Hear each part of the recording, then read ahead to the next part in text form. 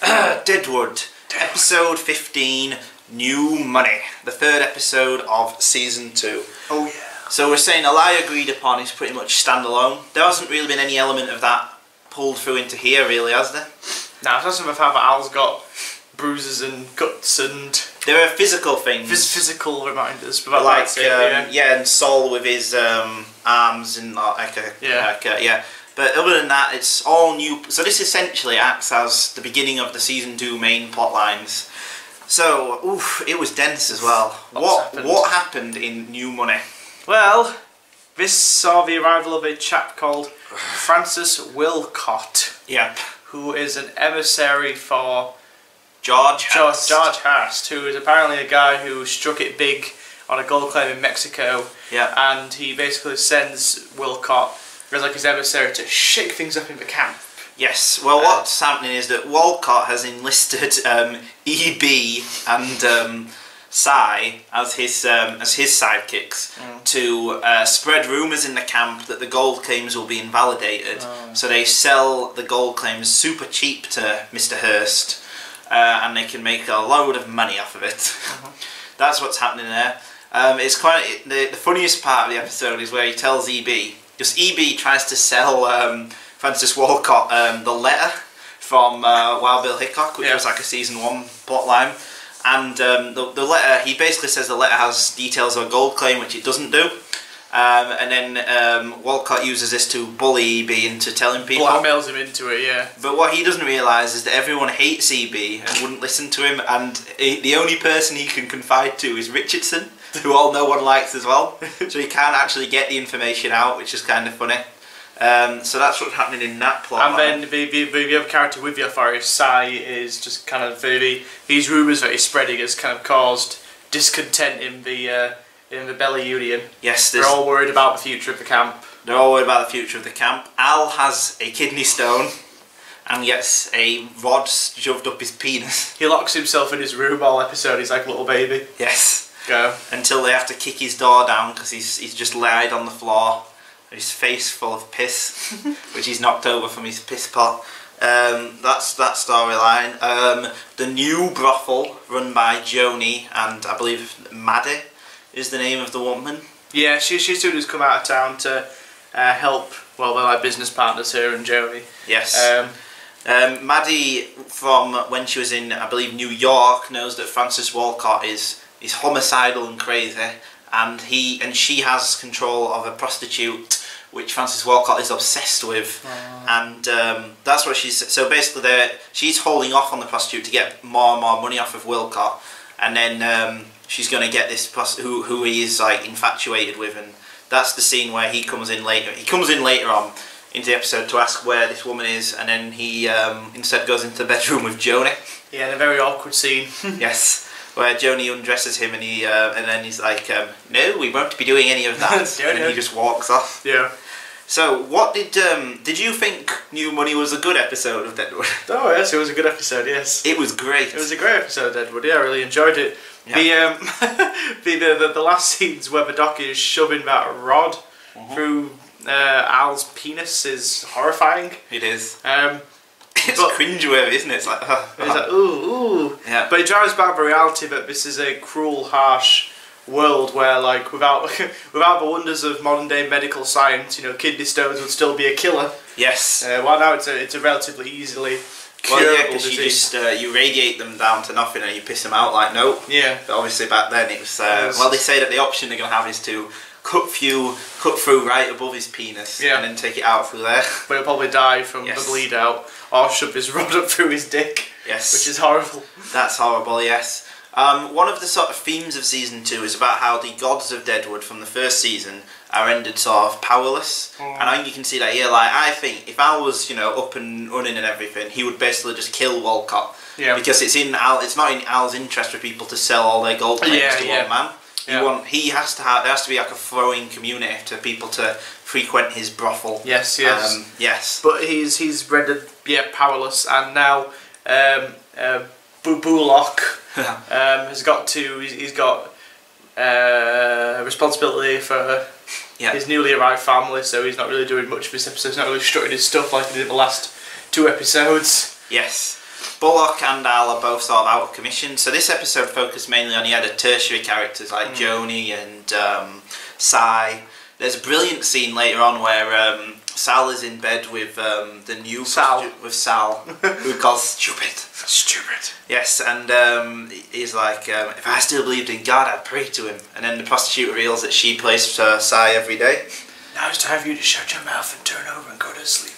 Yes, that's a great scene. This episode also had a brilliant piece of dialogue that sort of gets to the point of what the show is trying to say. It's delivered by Maddie. Don't you think that actress talks too quietly? Yeah. Every line of dialogue is... I cannot let her kill a fat bastard. I don't want my money gone. It's not an issue really. I suppose it makes sense because they even play up on it on the last episode. When Sarah's like, what?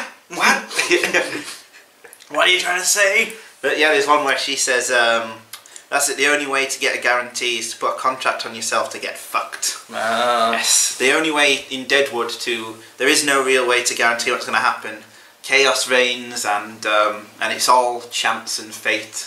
The characters are making these complex Byzantine plots and it's going complicated deals. It's going to shit because of kidney stones and basic human things. Human frailties, yes. Yeah. Another brilliant scene that connects all of the characters. The last scene where Al is screaming. Screams are so loud, every person hears it, and the camera goes to all of them. Just a brilliant way again to connect this small community and to show everyone as. And you also get to see a little bit of Bullock in that scene. How he can't really hear Al because he's at home. He's far away from everything. Again, visually and quite removed. Is showing he's removed from the camp and the day-to-day life of that. He has a house now. He's like the only character at this point who has a house. And he has like a proper family and he's settled.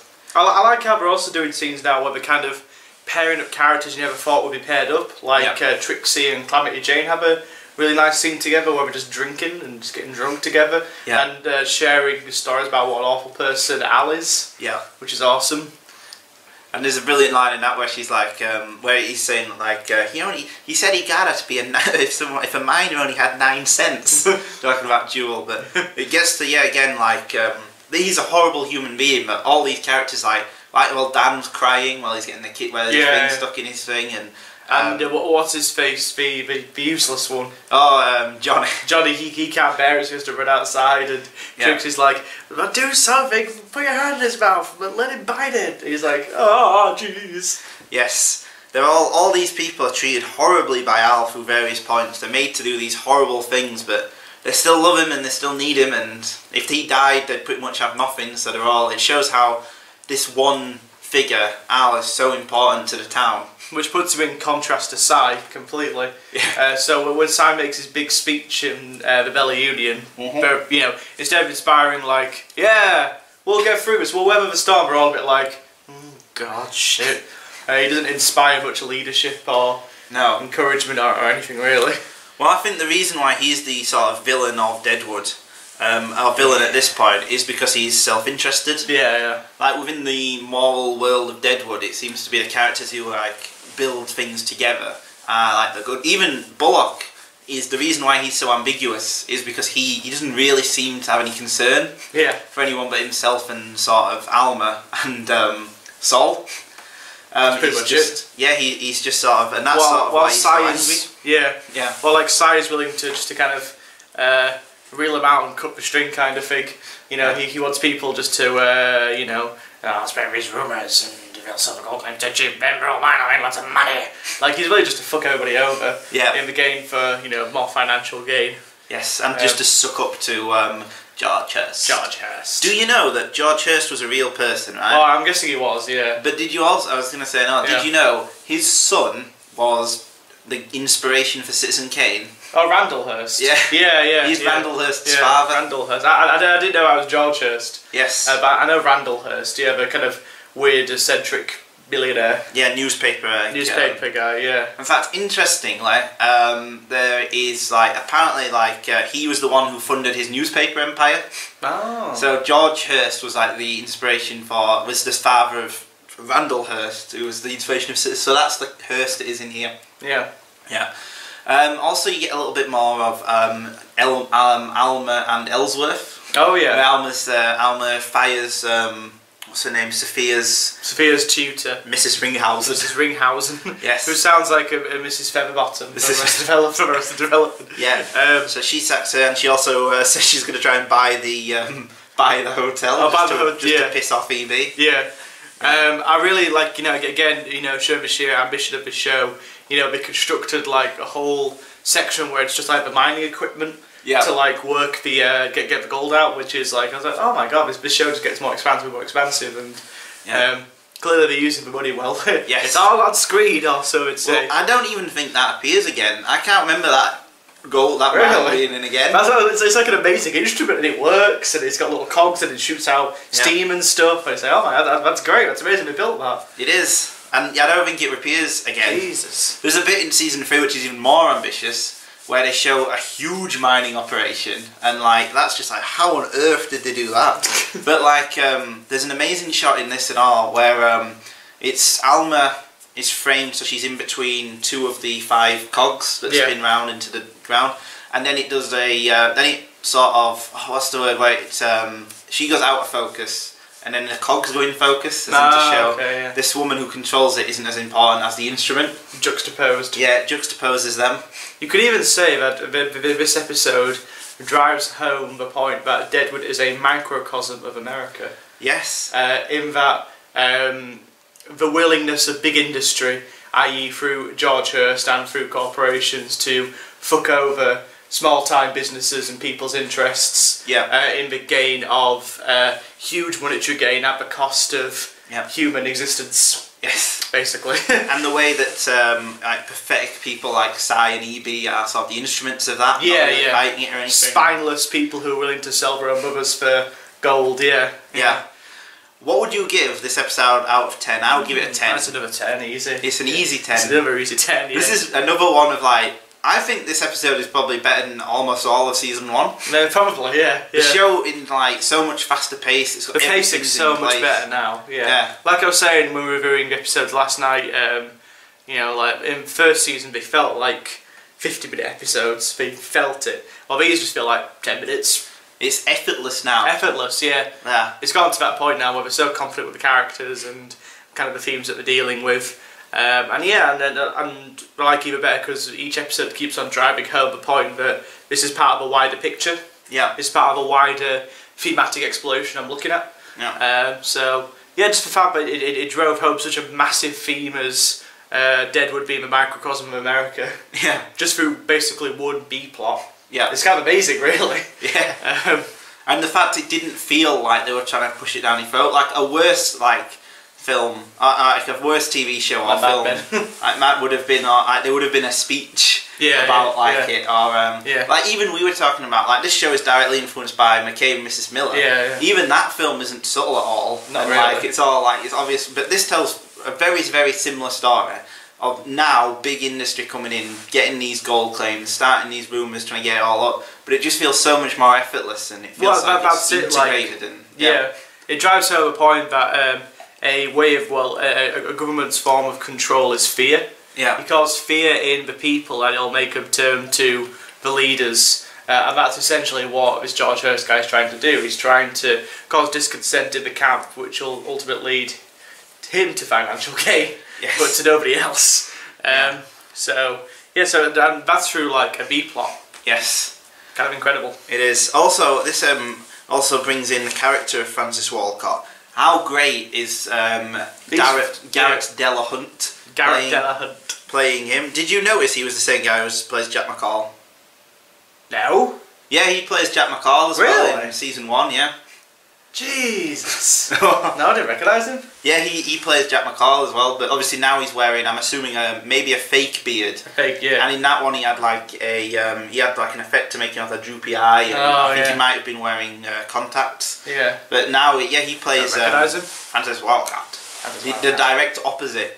In fact, you could almost say that the show every year, and it does in the third one as well, which we'll get to in the third season, has a new villain. So in season 1 it's Jack McCall. Yeah. And Jack McCall is he's basically an idiot and a fool. He's a drunk who kills like the most main guy, but he isn't really evil. He's just a bit of an idiot. But in this season, you've got Francis Walcott, played by the same actor, probably for the purpose to contrast the two. And he's like, he's cold, he's calculating, he doesn't like people touching him. Oh yeah, he said, "Don't touch me." Now I can understand EB not touching you. Yeah. But not that piece of ass, not Jodie. that piece of ass Jodie. Yes. I love all the scenes where like Evie awkward like puts his hand on his arms. He's like, "Don't touch me. Don't ever touch me ever again." Yes. I also like the little detail that when EB pulls the letter out of the pocket, Wilcott's like, it's a bit damp, because that goes back to EB sweating all the time. Yes. That was a nice little touch. And it's like, he's sweating all over that letter. Yeah, I wouldn't touch that letter. I wouldn't touch that letter either. No, yeah, you've got EB's letter. I mean, this is just effortless television now. It feels like it must have just been a joy to make as well. Like, you can imagine just the joy they took in like everything, and as you say, visually more confident in the first season. And yeah. Just absolutely brilliant. Are you now pumped again to see more of season 2? Yeah. Yes. Yeah. It's like with season 1 out of it was so kind of dense and felt quite long. I would have to have a bit of a break in between each episode. This one I could just keep on watching it all day, I think. Yes. Quite easily. Yes. And stay tuned for the next episode. Is one of the highlights of season 2. Oh my God. It features my favourite scene in Deadwood, and probably a moment that will probably make me cry. So it's really, really amazing. Oh my God. But it has I think an episode title worse than Jewel's boot is made for one. Requiem for a Gleet. Oh God. Because a gleet is the thing that he needs to piss out, so it's called Requiem for a Gleet. And a requiem is a mass funeral. That what were they thinking with that title? Requiem for a Gleet. Yes. No one says that in the episode, I don't think. Oh, good. But yeah, stay tuned for Requiem for a Gleet. Has the best image in Deadwood. But yeah, amazing episode. 10 out of 10 New Money. Oh, also, how great was the actress who played Joni Stubbs? Oh yeah. Continues to be great, yeah. She continues to be great. Amazing performances all around. Just amazing.